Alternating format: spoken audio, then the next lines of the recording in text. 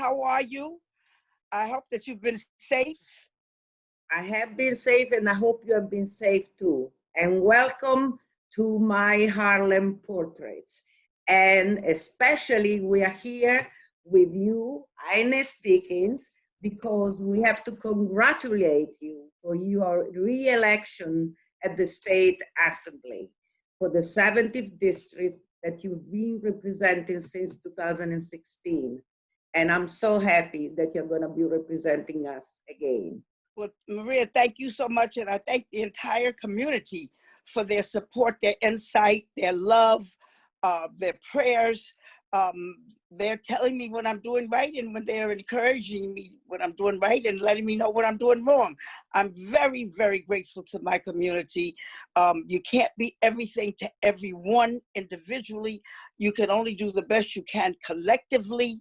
And that's what I have done. I'm a child of Harlem, and so I've done the very best that God has allowed me to do. So I just wanted to say to the community, thank you.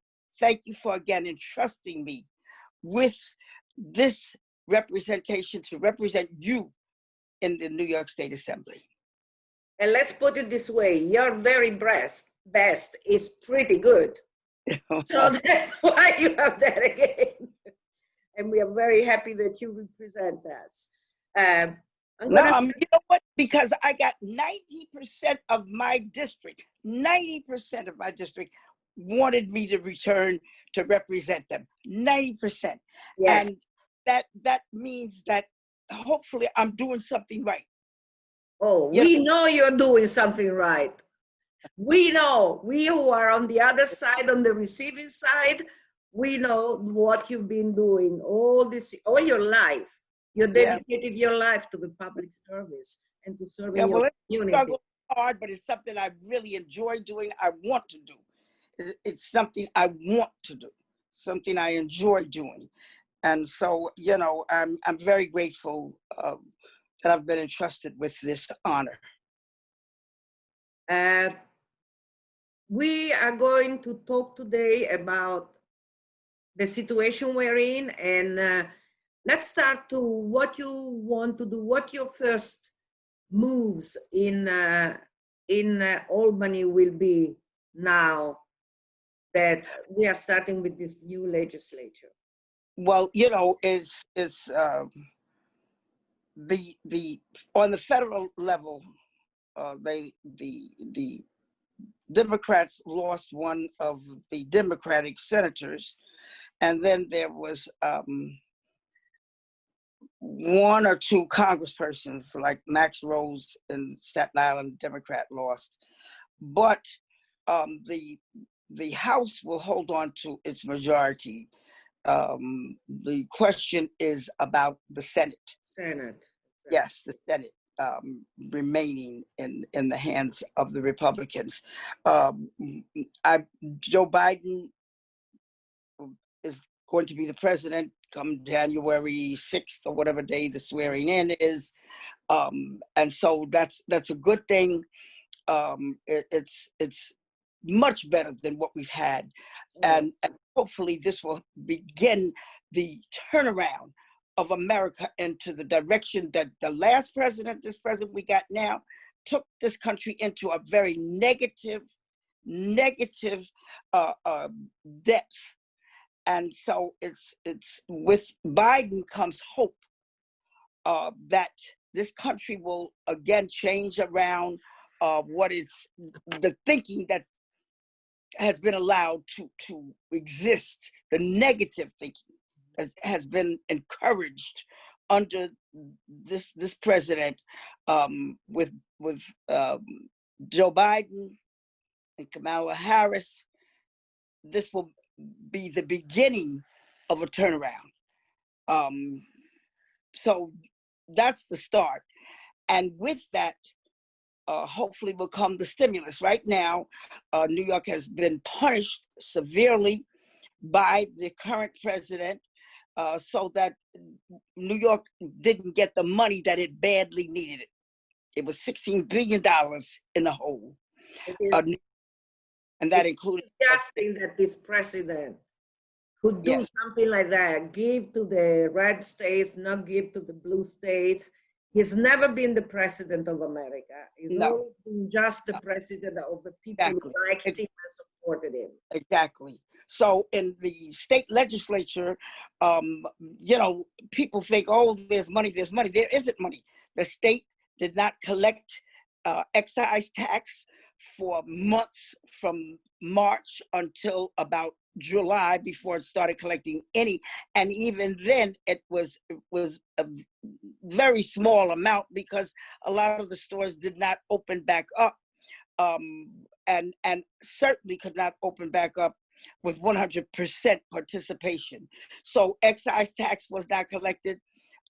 Real estate taxes and water from the smaller buildings, which is much more prevalent than the big boys, the big downtown. They may have the big boys, but in Manhattan, north of 86th Street, there's a lot of small buildings.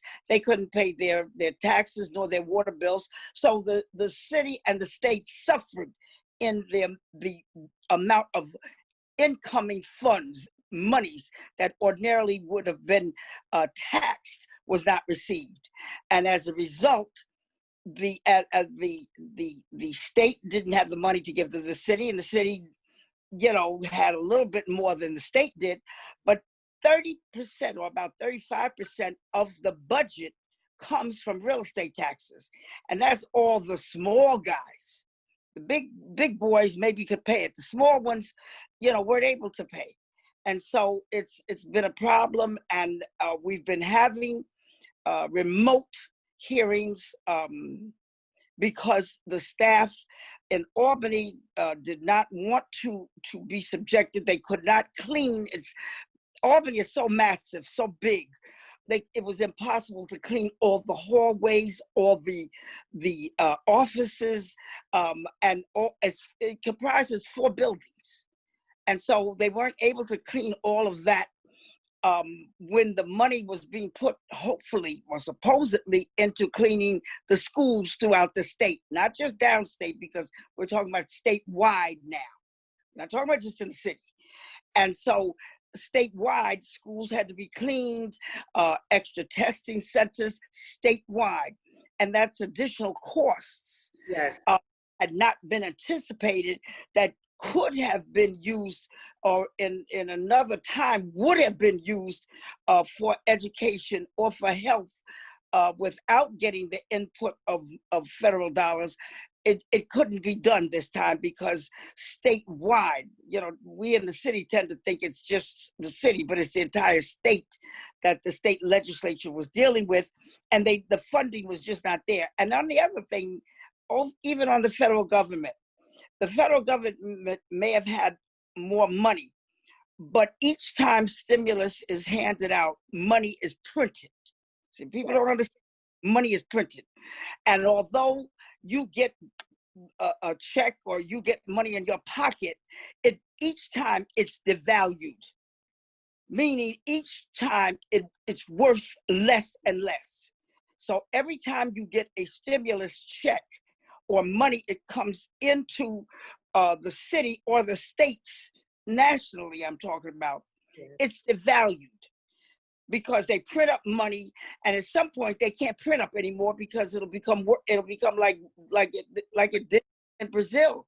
Unfortunately, in Brazil, they kept printing up the money till now it's not worth anything. It takes you $15 to buy a bottle of soda. So, you know, we have to understand that everything has ramifications.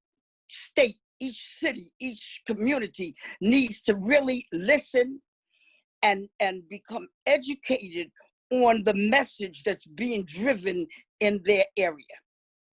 Yes. You know, so normally we remote hearings and meetings on the most critical, but the thing that we need is on the budget, and there is no budget. So people are hollering, oh, meet on the budget. Well, if we meet on the budget, people are going to be very sorry about what happens in the state now, across the state, because it's really, really not good. Yeah, this is a situation that is all over the world, unfortunately, now. Yep. Well, As- not only with COVID, but with everything that is going on. And if COVID is rise as expected, then it means other protections have to be put in place. Mhm. In addition to the fact that they may have a vaccine, and many people are going to be afraid to take that vaccine. Yeah. Particularly Black and brown people are going to be very suspicious about taking that vaccine because of the problems that have been inherent with vaccines being used upon our bodies, Yeah. and what happened with us health-wise caused deterioration and ultimately death. So Black and brown people are very nervous about this vaccine, and nobody can really say whether it works or not. That's why tracking is so important, and a lot of people don't want to discuss tracking, but tracking actually is we used tracking when AIDS first started coming, and it helped. It took a while, but it helped to begin to cause those numbers to go down. Well, it's the same thing. Nobody objected to the tracking with AIDS. Well, few people did, but for the most part, and now tracking is necessary again. The pandemic of 1918, they didn't have tracking, so there's nothing to compare with 1918. But in 2020, we do have the means for tracking, so it's very, very, very important that we follow up on that. The vaccine, it's another issue. The vaccine, I must tell you, I don't think I would take it myself. So Yeah, a lot of people are saying that. Very nervous. They don't know whether it's going to work, number one, nor do they know, because this is a brand new thing, they don't know whether it's really going to cause other problems. And that's what happens anytime there's a new vaccine. In the 50s, when they came up with the vaccine for polio, people were, oh, I don't know whether I'm going to take it, and then ultimately they did begin to take it, and it saved thousands, if not millions of children from getting polio. So, there's always the fear when a new vaccine is being manufactured, and you're unsure. But this is something we're going to have to overcome, because at some point they're going to have a vaccine if they're going to save the world, actually. well, I can see right now, for example, when I was in Italy this summer, things were much better. And I just talked to my mother yesterday and my sister today, and they are on a lockdown again. My nephew started to go to school about 4 weeks ago. And since yesterday, they are back home again, and they are distant learning because the numbers are up, and they need to put a stop to this and track. That's the fear, Maria, here in New York particularly, but I imagine in other states as well, about the reopening of the schools, the protection of the teachers, the principals, the staff that works in the schools. I was told that there are 2 schools that have been shut down temporarily for 2 weeks for cleaning, because COVID was beginning to rise in those 2 schools here in Harlem. The patch. And I haven't verified that, but I put in a call to the Board of Education to verify that is the case, because we need to know. And if it's so, then we need to see how remote learning works. See, the problem is here in New York, for instance, New York City, I'm talking about, and upstate. Upstate doesn't have broadband in a lot of communities. And here in New York City, there are a lot of buildings that don't have Wi-Fi. And it's expensive. So it means, how do these kids, even if they have the computer, if they live where there's no Wi-Fi and they don't have a hotspot, then how do they really stay abreast and stay on remote learning? The other thing is that we have not cultivated a system whereby we, as kids, we have not gotten our kids to be able to sit down, unless their parents are there, sitting down and doing remote learning for an entire day. Yeah. That has not really occurred. We have not gotten um, that down. And I'm not blaming it totally on parents. It's on a cumulative problem, because we can talk about the lack of Wi-Fi. We can talk about whether they have the computer or not. Even though the city gave out massive amounts of computers, it still were many that did not get. And then we can talk about those that do have. They were not able to sustain any longevity in staying on the screen. And and parents are now slowly returning to work, so they're not going to be there, which means somebody else has to be there. So it's very, very difficult. It's a very difficult situation for remote learning, particularly in Black and brown communities. It's very, very difficult for a myriad of reasons. And so I'm very concerned, even though remote learning may be good. I don't know if it's good for Black and brown communities always, because of those reasons that I just gave, about the Wi-Fi, the hotspot, and the technology itself, and as well as the focusing. It requires focusing. And children just inherently are not focused unless someone is there. That's why the classroom worked, because the teacher helped to cause a child to focus. Well, if no one's in the home to help the child to stay focused, what happens?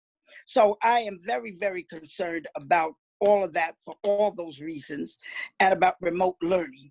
I don't want the staff, I don't want the teachers, I don't want the cleaning staff, administration, or principals, and certainly not families and their children, to be put into a dangerous situation, health situation, of being COVID being on the rise. But at the same time, I also have serious concerns about the remote learning, and how that is affected, and whether our kids will be prepared to take SATs when they get into high school. I do have a lot of questions, a lot of concerns, and it takes us, I had a Zoom meeting with CEC 5 from District 5, with Dr. Canton as well as others, to have a discussion, Regent Canton, for having a discussion about the reopening of the schools. And I invited the Board of Elections to be, a Board of Education to be on the television, but the Deputy Chancellor came on board, not the Chancellor himself, but we really still didn't get any real answers. And how do we begin to address some of these issues? How do we be complicated issues? It is. It's really a balance, trying to reach a balance between having the kids being able to learn, and at the same time make sure that both them, their parents, and the whole staff in the schools are safe. And that's the clean is not just clean by taking soap and water. It means you have to have a real strong disinfectant to clean. Yeah. Schools. So it's not just a matter of just going in there and wiping the desk down. It's about the ventilation as well, because they're not sure yet. The medical world is not sure how long it survives, and if it survives on hard surfaces, and if so, how long. I mean, the protocols changed daily when they were giving out information during the height of the COVID, and that has not gone away. So that those are concerns we have to have, because if they don't clean like the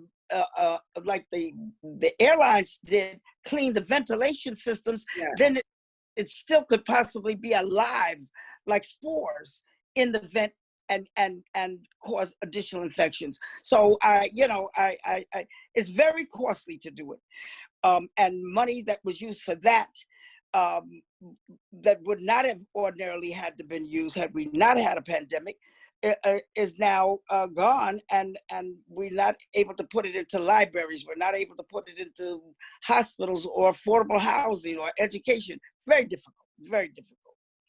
We are not in a good situation. We are in the worst situation that I have been living through in my lifetime anyway, from every point of view, political, economical, health, and so on. But we have to try to end this conversation with some positive notes, okay?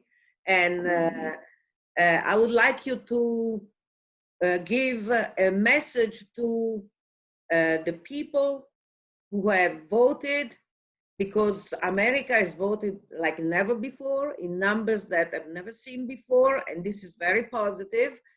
And we are still counting now, and with all the problems that the guy in the White House always creates, he's trying to create more problems now, saying, do not vote, do not count the votes which are remaining, which are never, you know, this is a democracy.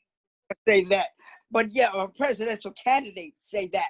But this man is not presidential, so you know we shouldn't expect anything but that. But the count is going to go on. Every vote must be counted in the nation, and those that are American citizens that are residing in the military and outside of the country. So I think that I don't think any states are going to listen to that rant of this man that stopped the count, because that's not going to stop. Every vote must be counted, and it may sway back and forth. It may cause variation, but I am a strong supporter that every vote must be counted, whether paper ballot, whether they went into the polling site, or whether they were military ballots or ballots by expatriates. It's very, very, very important that every vote is counted. On a positive note, and I'm grateful that I was able to get it in just before the pandemic, unfortunately, or fortunately for this. But you know, the National Urban League will be breaking ground shortly, and they will have 177 units of truly affordable housing, of 30% AMI to 80% maximum AMI. And so that means that's for the community. It was a difficult fight to get that amount of subsidy, because that's a high subsidy that will be put into it. But there's going to also be a civil rights museum will be there on the site. The National Urban League will have their headquarters there. The 100 Black Men, the New York chapter is the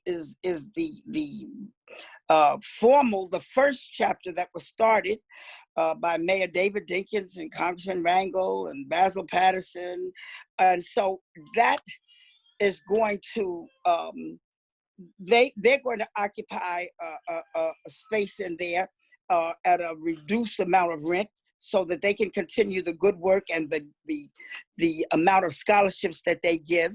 And then I was able to get Jazzmobile in there, where they will have space and they don't have to pay any rent at all for the time that they're occupied it, as long as they want to stay there.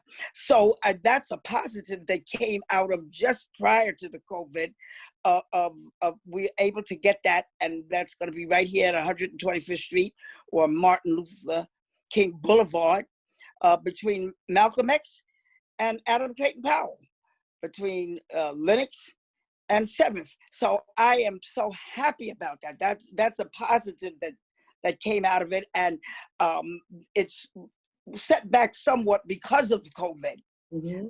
Because they couldn't start when they wanted to. They have now closed, and out of that, additionally, we got $12 million that's going to be set aside in the 125th Street Improvement Fund. That's only for new business, can't be used for rent. That you over rent, but it's new business that need help coming into Harlem, coming onto 125th Street, not just Harlem, but it's only for 125th Street. And I'm trying to set up now an advisory board that will oversee that money from the state. And additionally, I'm trying to get that money put into Carver Bank. I'm fighting now to get that into Carver Bank, because I want it in a Black bank. Yes. I don't in a bank that already, you know, its And base is high. I want to increase the capacity of Carver. So I've insisted that it be in Carver. They agreed, but they haven't put the money there. So today I'm getting ready to make a call to them to insist about that and to get the advisory board set up. And in addition, the monies that they are going to be using for the construction loan, I would like to be put in Carver as well. So, you know, I'm fighting for that. They did not agree to that, but I'm asking for that. I see no reason why that, if they can put it in Chase or Citibank, they certainly can put it in Carver. I totally agree with you. I know you've been fighting for this for a long time because we talked about that last year, a couple of years ago. So very good. Bravo for being able to bring that home. And well, yeah, we do it together. We do it together. Yes. We are at the end now. We even passed the time, but I'm so glad that I've been able to congratulate you and have you here. And we will reconnect with you after we know for sure the end of the elections and we can really celebrate. Okay? Well, I want to thank you, Maria. I thank you so much for what you do over the years.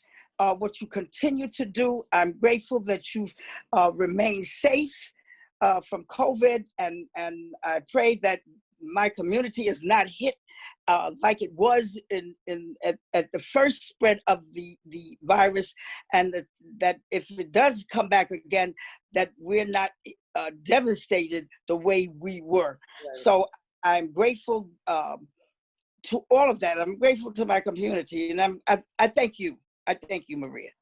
I thank you, Bella. Thank you so much. Bye-bye. And stay safe. Thank you for all our viewers. Bye-bye. All our viewers and those that are not viewers, I want everybody to stay safe. Yes. Blessings and peace. Thank you. Bye-bye.